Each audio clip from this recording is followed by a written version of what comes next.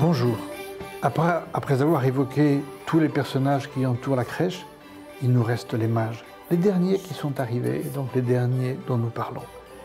Qui étaient ces mages? La tradition nous les présente comme des scientifiques, des savants peut-être, des astrologues diront certains, en tout cas des gens qui venaient de loin, parce que le Seigneur est venu appeler les gens du monde entier. Donc ils viennent de loin, et ils viennent parce qu'ils ont vu une étoile.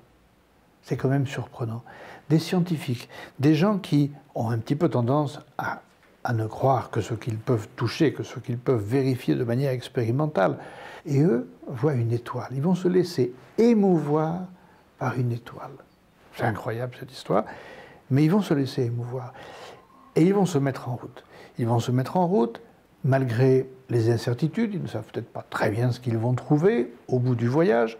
Ils se mettent quand même en route, ça demande des préparatifs, ils font tous les préparatifs nécessaires, la distance est longue, ils ne savent pas quelle distance ils vont parcourir, peu importe, ils se mettent en route, il y a les dangers du voyage, ils sont partis, on le sait maintenant, avec des cadeaux à offrir, ils devaient avoir peur peut-être des brigands, de se faire attaquer en route, même s'ils sont partis avec une caravane, on peut l'imaginer. Malgré tout cela, ils se mettent en route, ils arrivent à Jérusalem, ils voient que cette nouvelle de l'étoile provoque un grand émoi à Jérusalem. Hérode convoque tout le monde en secret, leur demande c'est quoi cette étoile, et ils sentent qu'il y a une espèce de mise en scène, une inquiétude d'Hérode. Il pourrait se dire, oh là là, c'est quoi cette histoire, dans quoi est-ce qu'on s'est fourré encore? Non, non, ils continuent malgré tout leur voyage, et ils vont arriver à bon port. Ces mages qui viennent de loin et qui annoncent, je vous le disais, tous ceux qui, de loin, la gentilité, l'apôtre des gentils, c'est Saint Paul, c'est lui qui est allé appeler les gens du monde entier. Jésus va demander plus tard, aller dans le monde entier, eh bien eux, ce monde entier, commence à venir pour adorer Jésus, et ils vont adorer le Messie. Et la tradition nous dit qu'il lui offre de l'or, de l'encens et de la myrrhe. L'or, c'est le symbole de la royauté.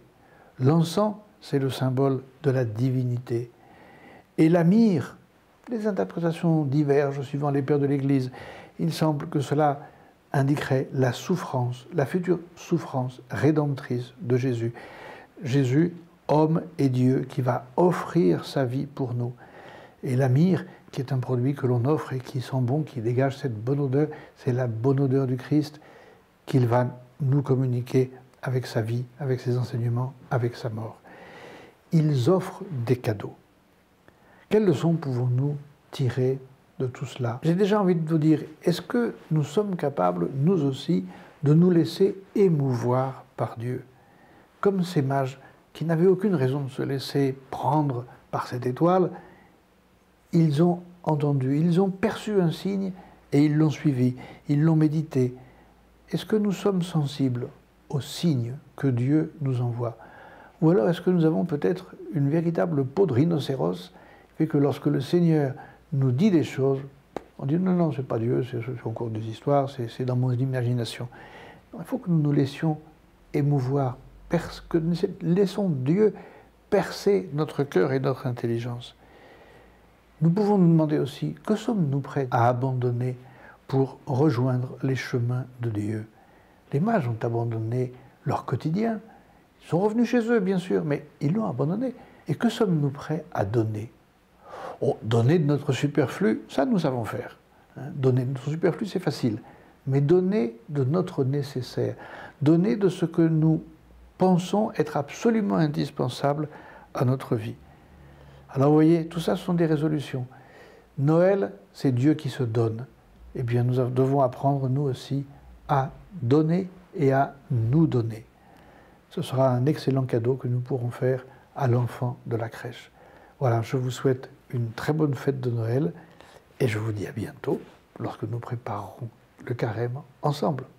Au revoir.